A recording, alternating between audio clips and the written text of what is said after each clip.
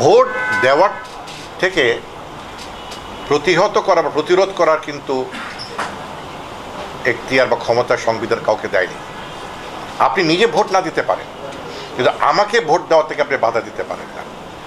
আপনি নিজে ভোট দিবেন না, আপনি হরতাল করবেন, সেটা আপনি করতে পারেন, অবরোধ করবেন, সেটা আপনি করতে পারেন। সেটা কতটুকু আপনার জন্য কল্যাণ হবে, জনগণের কল্যাণ হবে। যে বাসে অগ্নিসংযোগ হচ্ছে সেই বাসের মালিক হয়তো আপনাদের ভোটার হতে পারে, তার যে ক্ষয়ক্ষতি হচ্ছে এইটার ক্ষতিপূরণ কে দিবে?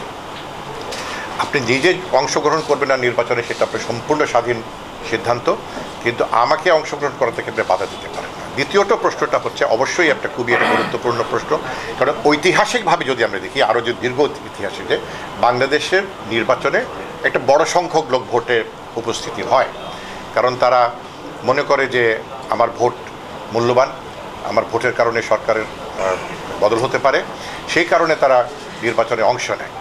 তো 2018 সালের নির্বাচনের কারণে আমি আগেই বলেছি যে জনগণের সেই নির্বাচন প্রক্রিয়াটা অনাস্থা করে গেছে।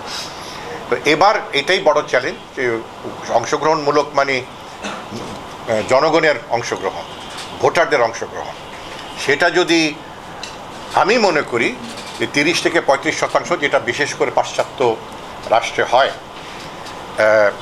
এই ভোটার সংখ্যা উপস্থিতি, সেই নির্বাচন নিয়ে কোনো প্রশ্ন থাকবে না। এক, এবং নির্বাচনী উপস্থিত নিয়ে প্রশ্ন করছে কারা? পাশ্চাত্য দেশসমূহ। তারা কি ইসরায়েলের ক্ষেত্রে কোনো মুখ খুলছে? সেইখানে যে গণহত্যা চলছে, কোনো ধরনের বিচার নাই, কোনো ধরনের আইন নাই, এবং সেই গণহত্যাকে তারা শুধু সমর্থন করছে না, উৎসাহিত করছে, অস্ত্র সরবরাহ করে উৎসাহিত করছে। তো তাদের কি সেই নৈতিক অবস্থান আছে অন্যান্য দেশের নির্বাচন নিয়ে, গণতন্ত্র নিয়ে মুখ খোলার? আমি তো মনে করি একদমই নাই।